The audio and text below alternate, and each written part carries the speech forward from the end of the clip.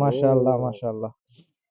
সুপ্রিয় দর্শক, আজকে আমরা দেখতে পাচ্ছেন আমাদের গুড় টেস্টিং চলতেছে। আমাদের চাষি ভাইরা যে গুড়টা আজকে উৎপাদন করে, খুবই অল্প পরিমাণ গুড় আমরা পেয়েছি।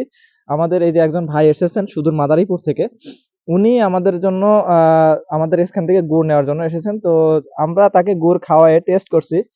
তো আপনারা জানেন আমরা সবসময় ভাই বোনাত্রই চেষ্টা করি 100% বিশুদ্ধ, পিওর এবং আসল ঘ্রাণযুক্ত গুড় দেওয়ার জন্য। আমরা যেখানে গুড়টা এই যে এই পাত্র থেকে বের করেছি এবং এইখানে ঢালা হয়েছে, এখান থেকে এখানে থাকা মাত্রই যেই সুঘ্রাণটা বের হয়েছে, আলহামদুলিল্লাহ মন ভরানোর মতো সুঘ্রাণ। তো আমরা সেই সুঘ্রাণের ব্যাপারটা আমাদের ভাইয়ের কাছ থেকে শুনি। ভাই, এই গুড়ের ব্যাপারে আপনার মতামতটা বলবেন ভাই, একদম যেটা আপনার কাছে চলেছে সেটাই। আলহামদুলিল্লাহ, গুড়ের স্বাদটা অসাধারণ ছিল। যখন বয়াম থেকে ঢালা হয়েছে, মানে এর যে ঘেরান, মনে করেন আমি সেই ছোটবেলায় আমাদের এলাকায় যখন ছিল, আমাদের বৃহত্তম ফরিদপুর অঞ্চলে যখন খেজুর গাছের সমারোহ ছিল অনেক, ওই সময় যে ইয়াটা পাইতাম, অথেন্টিক যে স্বাদ এবং ঘেরান, আমি আজকে সেটাই পেয়েছি।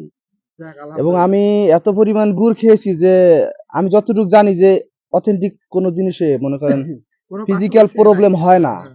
আমি সেটাই আজকে ভাই, প্রমাণ আপনি কোন পেয়েছি জেলা একদম। থেকে আসছিলেন? আমি এসেছি মাদারীপুর থেকে।